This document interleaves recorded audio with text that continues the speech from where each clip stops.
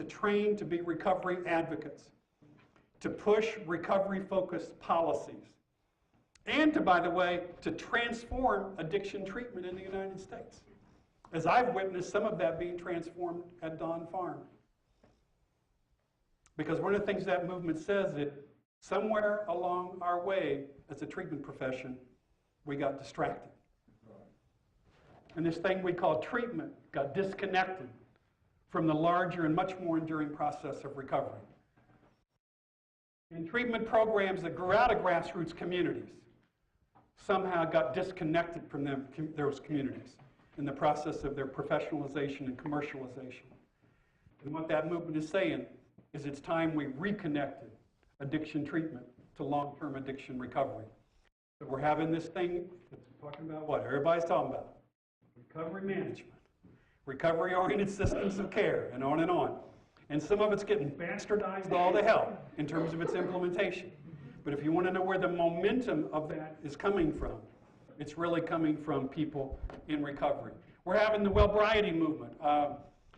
Much of the self-help movement in the United States outside of the early Native American history has been dominated by a sort of white Caucasian male culture. One of the things that's amazing about the contemporary recovery advocacy movement is the deep involvement of communities of color in this movement from its very beginning.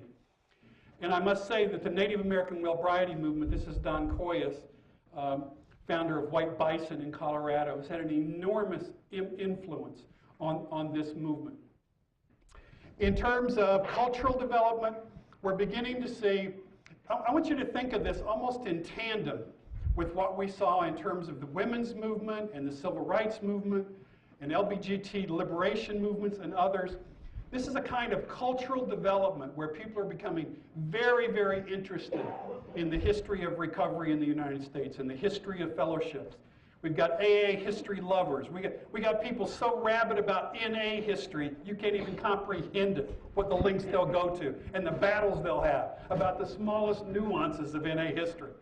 And by the way, it looks crazy and insane, you know, but I want to suggest it's part of this larger process of cultural development of recovering people as a people. We're beginning to get identity reconstruction that I talked about, a language audit, where people are beginning to challenge language. We're beginning to say things like, how on earth can you call a medical disorder using the term abuse? The term abuse doesn't come out of medicine, it comes out of morality and religion. It's assuming that abuse is an excess that flows out of sin, not a medical disorder. Lots of us are saying, stop using